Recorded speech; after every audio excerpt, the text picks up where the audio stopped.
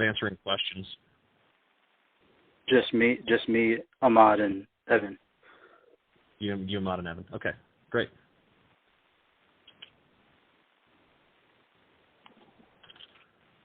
All right. We'll be live in just a moment here.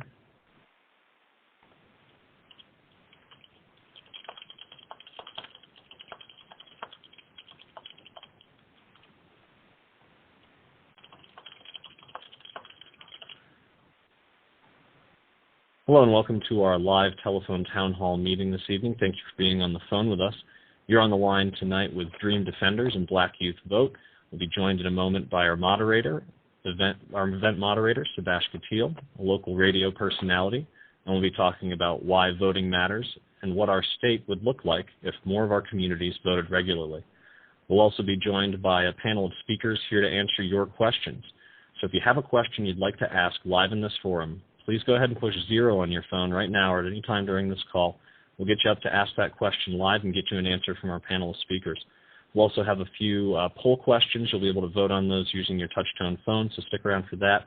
And lastly, if you'd like to get email updates from Dream Defenders and Black Youth Vote moving forward, you can push 7 on your phone now, and we'll get you in with an operator. We'll get you your email address, and we'll get you those infrequent email updates and keep you informed. So I'm going to go through this introduction one more time, and then I'll go ahead and turn it over to Sebash. You're on the line tonight with Dream Defenders and Black Youth Vote. We'll be joined in a moment by our event moderator, Sebash Katil, local radio personality, and a panel of speakers here to answer your questions. We want you very much to ask questions live in this forum. We'll be talking about why voting matters and what our state would look like if more of our communities voted regularly. So if you have a question on that topic, go ahead and push 0 on your phone right now or at any time during this call, and we'll get you up to ask your question live in our forum. We'll have our panel of speakers here to answer it. And again, we'll have some survey questions. You'll be able to vote on those using your touch-tone phone, and you can push 7 at any time to give us your email address so we can get you infrequent email updates and keep you informed moving forward. So again, we're talking about why voting matters, and we very much want you to participate. If you'd like to ask a question, push 0. If you'd like to give us your email address to get updates, push 7. And it's my pleasure to introduce Sebash Katil. Sebash, take it away, please. Good evening, people, and thank you so much for joining us. Thank you so much for taking out time to join us for this really important conversation, this really important teletown hall on why the vote matters, why your voice matters, why the courts matter, why all of this matters, why our communities matter. My name is Sebash Katil. I've done a few things in my lifetime. I've been a community organizer for over a decade. I've been a communicator for over a decade. I've done local radio in Miami. Some of you see me at your events. You see me at your rallies. But more importantly, I'm here today because we really believe our voice matters. Something very specific that you hear every day in our streets is you hear how the youth are apathetic. You hear how black communities are apathetic. You hear how brown communities are apathetic. You hear how our folks don't vote. Well, you know what? In the last 2 presidential elections, young people, black communities, brown communities, people of color communities, low-income communities, working communities, all the communities that people say are voiceless and apathetic actually came out to vote in high and heavy numbers, unprecedentedly in the last 2 presidential elections. I want to repeat that again. The folks that people always complain about never voting came out to vote in the highest record numbers ever in the last 2 elections. In the last 2 presidential elections, I should say. But something different happened in a lot of our local races and a lot of our gubernatorial races. A lot of our races for prosecutors, for judges, for mayors. Our communities that have come out to vote to decide who the next president will be have not been coming out to some of those local races, have not been coming out to some of the gubernatorial races, have not been coming out to some of those mayoral races. And those races are just as important. And so one little example I'd like to kind of remind people of is the last governor's race was decided by a little bit over 60,000 votes. A place like Miami Gardens, which is right down the street from me in Miami, has about 100,000 people. If you think about it, the last governor's race was decided by more or less the population or half the population of Miami Gardens. What that means is if any of the folks that are on this phone call today, if any of us could work heavy to get our communities out to vote, could get half of Miami Gardens out to vote, half of Hollywood out to vote, half of Hialeah out to vote, half of Jacksonville out to vote, we could have a real deciding factor on who our governors will be, who our mayors will be, who our prosecutors will be. And that will have direct impacts on all the issues that we care the most about. Now, the other thing that happened after the last governor's race is, remember how I said before that the youth vote, the black vote, and the brown vote came out to vote in record numbers? Some politicians loved that. Other politicians didn't. And as a result of us not coming out to vote for the governor's races, a lot of our politicians in Tallahassee passed laws to make it harder for those same youth folks, those same black folks, those same brown folks that came out to vote for the president, to come out and vote again. They started passing voter purges. They started making it a lot harder for our family members that may have been locked up at some point in time to vote. And they made it so a lot of our elders had to wait in long, long lines in the hot sun to vote. And a lot of those same laws that were passed at the state level were upheld by judges that we never had a decision about whether they'd be appointed or not. So we're going to have a conversation about all of this. This is our state, and this is the state of our state. And the election that's going to happen in the next few months is really going to matter. And it's going to be really going to matter who in our communities come out and vote. Now, I'm going to introduce our panelists in a second, but I want us to reflect for just 1 minute. Just 1 minute, I want us to kind of think for a second. If you on the phone call right now, if you who's listening to us right now, if you doubled your efforts and tripled your efforts in the last governor's race or the last election 4 years ago to get more of your community out to vote, how would our state look differently? I just want you to think about that for just a quick second. How would our state look differently if more of our communities came out to vote in the last election? As you have an answer to that question, I want you to press 0 right now. Sit back, think for a second. How would our communities look differently if more of our communities? How would our communities look differently if more of our communities came out to vote? Think about that for a second. Press 0, and we can take a question. So I think I have a question from Pamela. Pamela? If the people come out and vote, if they would listen to the radio, if they would read the news and see what's really happening with their senator and their congressman and the things that they're doing to block the vote and things that they're taking away from people that really need help. See the people that really need help. I know sometimes things go wrong and people get help that shouldn't get. But there are a lot of things that they're doing that's not right? And they should not be sitting down there because we vote for them, put them there that they would vote for us and see their needs, and they take it away and the things that they are doing that it is not right. Thank you so much, Pamela. Thank you so much for your feedback. Very important points. I believe we have Gladys on the air, too. Gladys, you on there? Got something to say? Hi, yes. Good afternoon, sir. Thank you. My question was that I was hearing what you were saying, but I was concerned because the problem is a lot of these people that you're trying to get out there to vote are clueless, so they're just voting blindly. It would be great if there was a way to educate them without using names, say candidate X, candidate Y, and then they would vote for the right candidate, but unfortunately they just go blindly to the polls. And that might be good for your side, but it certainly doesn't benefit the other side, a more fair approach. So I'm asking, is there any way to educate them? Thank you so much, Gladys. Thank you so much. So I want to, we're going to ask this question a few more times over the next few minutes, over the next 10, 20 minutes. But I want to turn this over to our panelists real quick. I have two esteemed, great human beings that do great work in the community that are part of two great organizations. I have Ahmad Abu Sunaid and Eben Hanna on the air. Ahmad, are you there? Eben, are you there? Yeah, we're here. Perfect. And Eben, you're there too, right? Yes, I'm here. Perfect. So, Ahmad and Eben, I want you both, and Ahmad, I'm going to turn to you first. I want you both to do one quick thing. Just tell us a little bit about the organization and the work that you do, and answer the same question that I asked for the audience. What would our state look like if more of our communities came out and voted in the last governor's race, for example, and a lot of these smaller races that folks don't often think about? How would our communities look differently? Ahmad, I'll have you take it first, and I'll have Eben take it. Hey, thank you, Shabazz. I think that's a great question. So first, I'll say a couple of words about what Dream Defenders are and what we do. We are a direct action organization founded in the wake of the murder of Trayvon Martin, and we believe that it is our purpose to create a pipeline of leadership development for the youth of Florida, particularly youth of color. There are a lot of systems in place that have inhibited the ability for these populations to succeed. And so we are adamant about our goal of producing a real pipeline of leadership for the youth of color and low-income youth in the state of Florida. Now, with respect to your question, I think the sky is the limit. So when you say what would Florida look like if we had came out and voted, more prominently, it would look like a Florida that we would be more comfortable with, is one way to put it. I think that, part of what we struggle with as youth is getting some of these elected officials and leaders to respect us and to pay attention to our wishes and our goals. And so with the ability to bring out greater numbers in elections, you have greater weight behind you when speaking to these elected officials and leaders.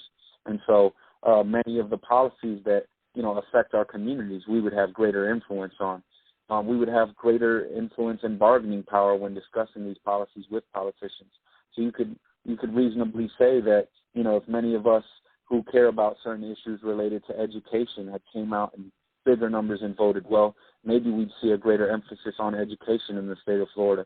And if most of us that are, so heavily against the privatization of prisons and the over-incarceration of our youth that came out and voiced that, then maybe when we are going at it zero-tolerance policies in our schools and trying to get them eradicated, we'd have more weight behind our words. So with that being said, there could be wholesale changes in Florida had we come out in larger numbers. That's great. Thank you so much. And real quick, folks, before I turn it over to Eben real quick, I want to do a quick poll. If you are going to bring people out to the polls in the next race, this is in about 5 months, if you're going to bring people out to the polls, press 1. Only if you're going to bring people out to the polls. If you're not going to bring out people to the polls, don't press anything. But if you're going to bring people out to the polls, I want you to press 1. And thank you so much, Ahmad. Don't go nowhere. We're coming right back to you. But, Eben, you want to take the same question? First of all, how would the state look differently, number one? Well, first of all, tell us a little bit about your work, and then tell us how the state would look differently if we would have brought more of our community out to vote in the last election. Thank you, Subash. This is Eben Hanna from Black Youth Vote. Black Youth Vote identifies campuses and community-based youth-focused organizations and engages their youth leaders on the effects of the political and civic process. We develop tactics to increase youth engagement, including civic engagement, issue education, voter registration, message development, voter mobilization, voter protection, accountability, and understanding public policy. To answer the question, by us having more people out to vote, that will show that we have power within the communities of color. And when you have power, when you ask a question to the mayors and the governors and legislators, they will have to answer. Right now, they just don't respect us because they think we don't bring enough to the polls. And that's the way to show power, is by bringing people to the polls and bringing many of them. So instead of you just coming by yourself, you can bring 1 or 2 friends with you. You just add it up and multiply. Great, perfect. I'm going to ask folks, and remember, if you're in the audience, you got a question, please press 0. Please press 0. Let me take one question from the audience. Let's see here. Let's talk to Joseph. Joseph, you on the air? Joseph? Yes. Hi, you like to ask a question? Well, I did ask. What it is that I think we know the problems in the past. What we must concentrate on is fixing those problems during the next couple of months so that we can have the turnout that we need, because dwelling on the past won't get us anywhere. What we need to do is put the great effort out now. From today, we should get every person to bring everybody they can. And as I said, I love the energy. We need to have as many voters' parties. We must have our Sundays and our Saturdays encouraging, putting the policy to let people know exactly what is happening, what is taking place when they don't vote. This is what we are supposed to do. So let us forget what the past and let us concentrate on the future, and let us try and build that momentum to go forward to vote in November. Joseph, I love that energy. That's perfect point. A great point.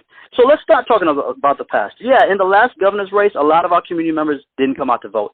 And most of the state attorney's races, a lot of our community members didn't come out to vote. And a lot of the past smaller races that actually matter a lot in our communities, a lot of our communities didn't come out to vote the way they should. Now, moving forward, in the next 5 months or so, I'm going to ask Eben this question first, and then I'm going to turn it to Ahmad.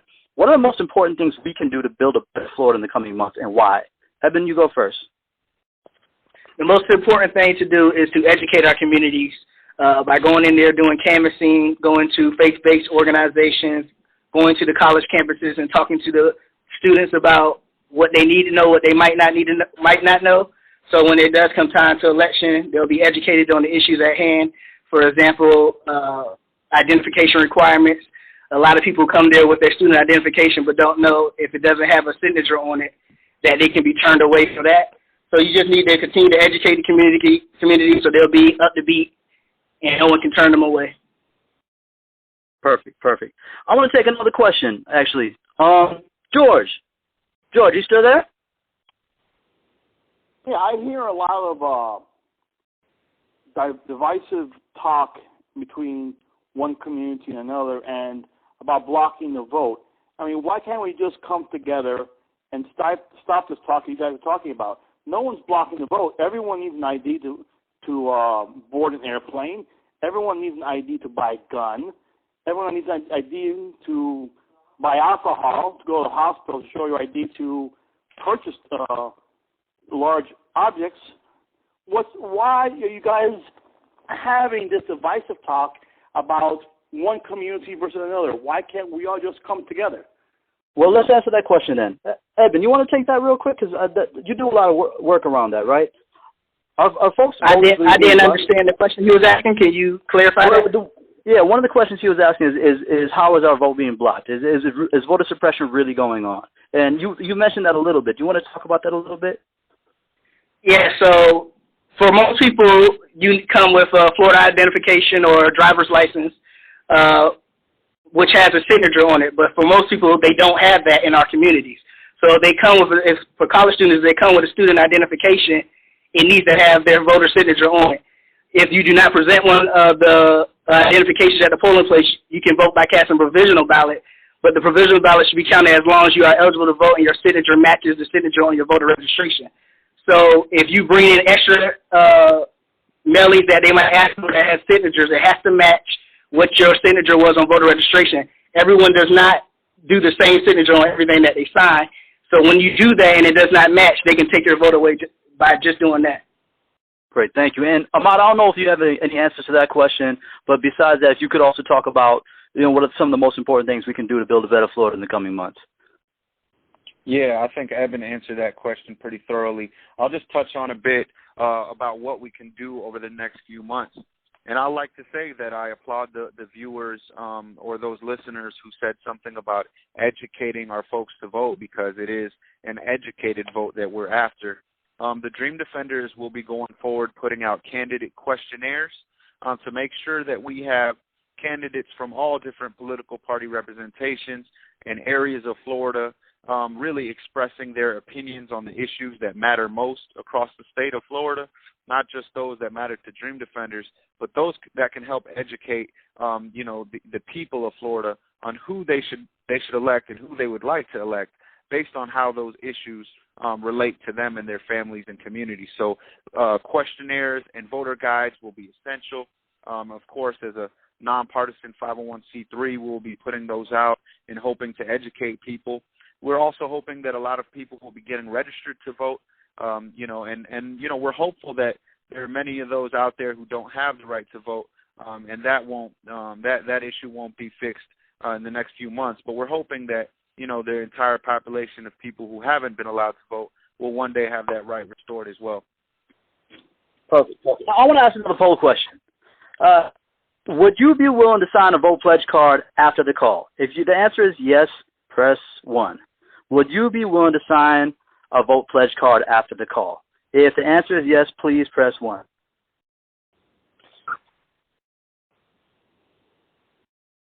We got a couple of votes coming in. Perfect.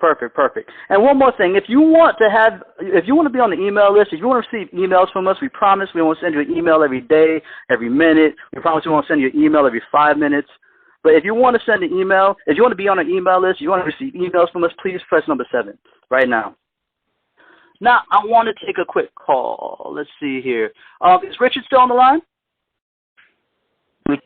Yeah. Hey, Richard, you have a question? Yes. Why is no information put out about when the elections? Because I vote for the president and all that, but the governor, the mayors, there's no information. I'm down south from Miami, in the Miami area, real down south by the Metro Zoo, There's no information being passed out about it. And the unemployment, just like I went to work and come back and they say you ain't qualified to get unemployment. And they changed the whole system. So I'm trying to figure why is all this. That's what the governors did from our understanding. But why is this like this? They would get in office. This is a perfect question. Thank you, Richard. Thank you. So I want to hold on to the question, but actually, Evan or Ahmad, do either of you want to take that question real quick before we go to our next question? You got it, Evan. Does he just need the deadlines for the election? Is he saying he doesn't have it? I think there's more across that question. Why don't we hear enough about these smaller races that matter a lot? Like, who the mayor of Miami is going to be matters a lot. Who a county commissioner is going to be matters a lot. Who a state attorney is going to be matters a lot. Why don't we hear enough about that?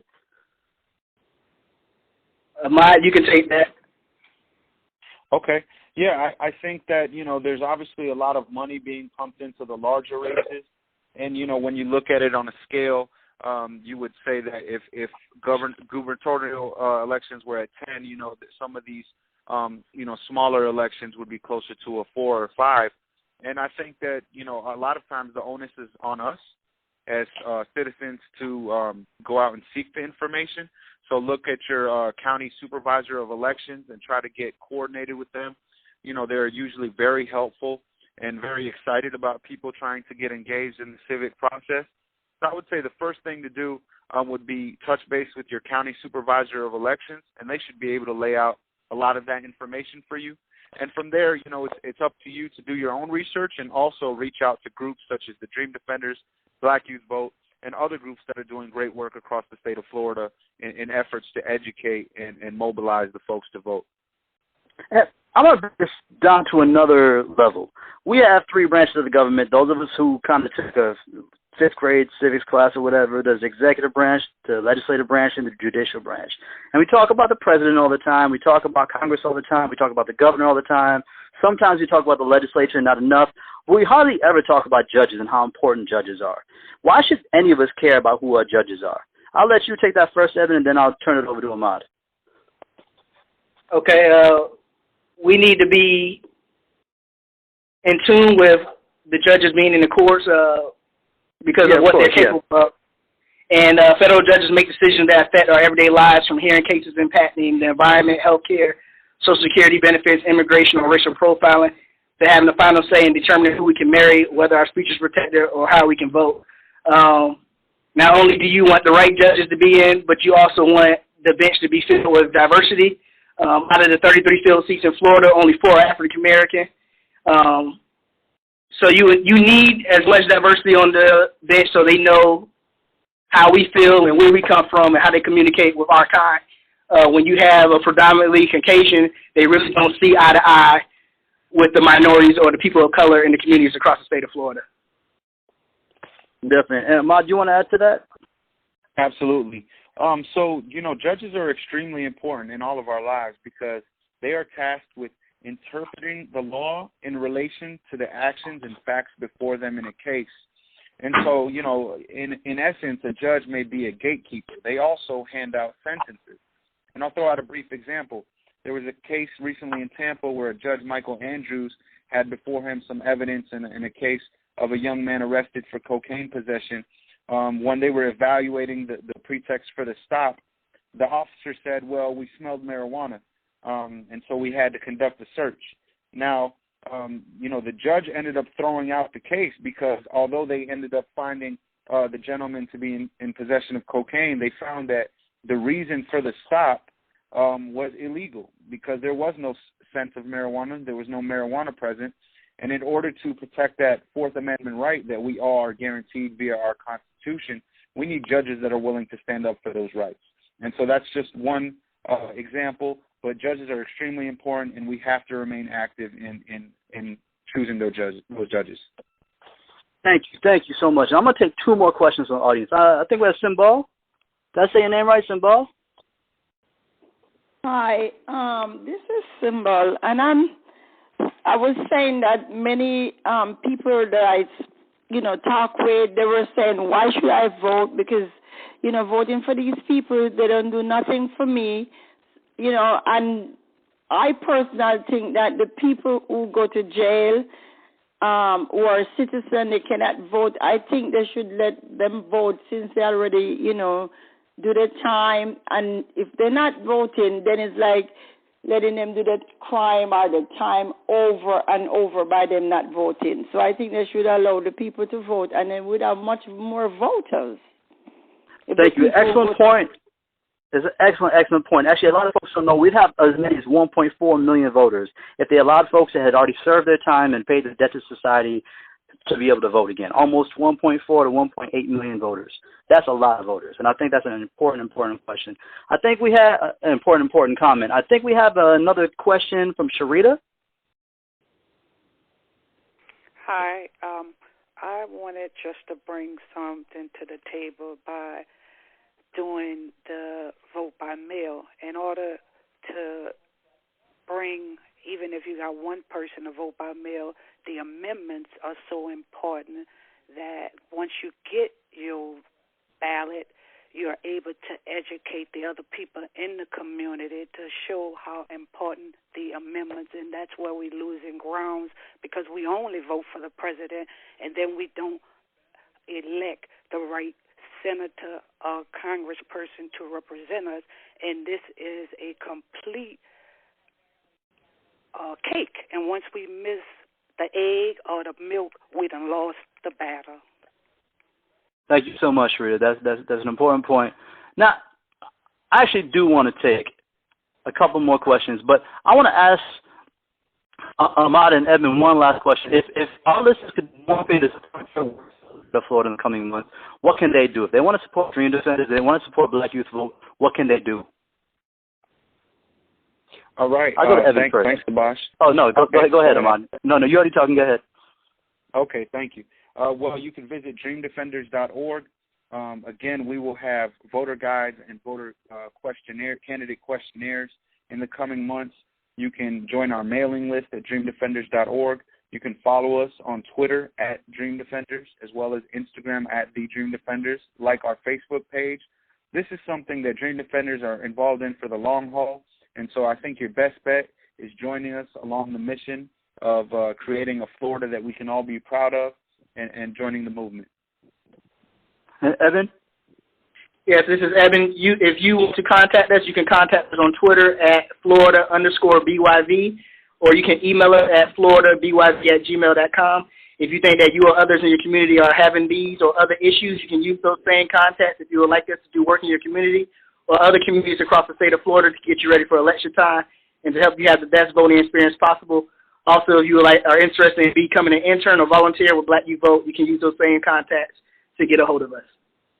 Perfect. I want to ask one more polling question to the audience, and then one more question I'm going to take from the audience. So one question I want to ask the audience right now is, will you help to turn out voters in your area? I want to know if you will help to turn out voters in your area.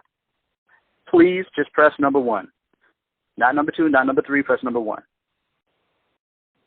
And I'm so glad more than 5, 6, 7, the numbers are going up in terms of people that will turn out voters in their area. That's beautiful. Now, I want to take one more question from, I believe it's Diane. Diane, are you there? Hi. Hi, Diane. Yes, I'm up in the Panhandle, and I'm not even sure how I got on your call, but I'm so excited about being here. But I need ideas about how to get these issues out here. This is very red. It's really a racist county. It's BAY County, and people are not motivated. The young African Americans are not motivated, and so I'm looking for ideas to get out here. And I'd like to make one comment about vote by mail. You don't have to have ID. If you've got a Social Security number, you don't have to have an ID. You don't get checked. You don't get challenged. If your signature matches, you're in. It's a good way to vote, and we're encouraging as many people as possible to vote by mail. Thank you so much, Diane. Thank you so much. And one quick thing, if you want to be on our mailing list, please press number 7. That's one very positive thing you can do today. If you want to kind of get more information about how to do more things like this in the future, just press number 7 right now. But, Evan, you want to take that? Yes, Black Youth Vote has no issue with helping you out or coming up to your community and doing work with you. Just please contact us, and we'll get with you within the next week, and we can plan something together. This is Ahmad. I wanted to add as well, Diane, thank you for sharing that. The Dream Defenders will be hosting a Freedom School in Pensacola, July 11th through the 13th, and I would love for you to be able to meet with our folks and express those concerns and perhaps troubleshoot together. If you have any questions, please visit our website, dreamdefenders.org. You can also email the organizer of that Freedom School, Sierra at dreamdefenders.org. Once again, her email is Sierra, C-I-A-R-A, at dreamdefenders.org. Thank you, Diane. Perfect. So let me take one more question. I like taking more questions. Sheena, are you there? Where are you at, Sheena? Yes, I'm here, but you know what? Yeah, I just want to say that I love this Teletown conference. I hope we have some more. Our panelists, Ahmad and Ibn, did a great job. And, you know, some other callers had already said, I think, what I wanted to say. I just wanted to say to the callers, voter suppression is real, is live and active.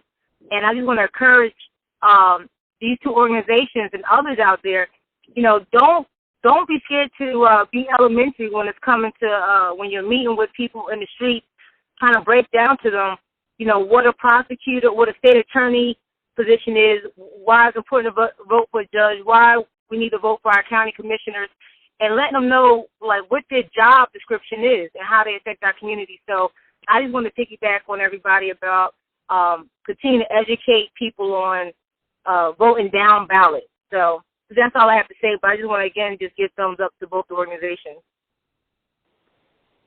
Perfect. Now, so I want to, that was actually really inspiring. Honestly, that kind of made me feel kind of good. And a couple things. If you want to be on the email list, press number 7 once more. And also, this polling question is, will you help turn out voters in your area? Press number 1. If you want to be on the email list, press number 7. If you want to turn out more voters in your area, press number 1. Now, I think I want to take one last question. Laura, are you there? Hello. Laura? Yeah, hello, Laura. Hello, how are you? Good, how are you? You have a question? Not so much a question.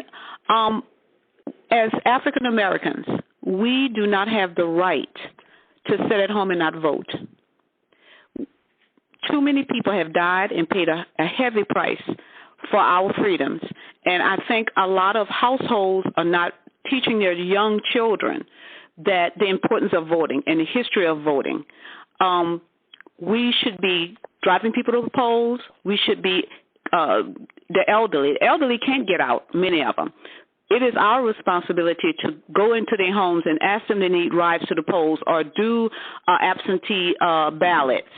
We need to do everything we can, because when you sit at home and do nothing and not vote, you cannot then complain about what's happening to you and what's happening to your community. Thank you so much, Every Laura. Thank time you so there much. is an election, we should be out there voting because it affects us all. Great. Thank you so much for your thoughts. Thank you so much for your comments. Final comments, closing comments. Evan and Ahmad. Ahmad, what are your closing comments? What do you want folks to kind of be left with as they step out into the world after this call?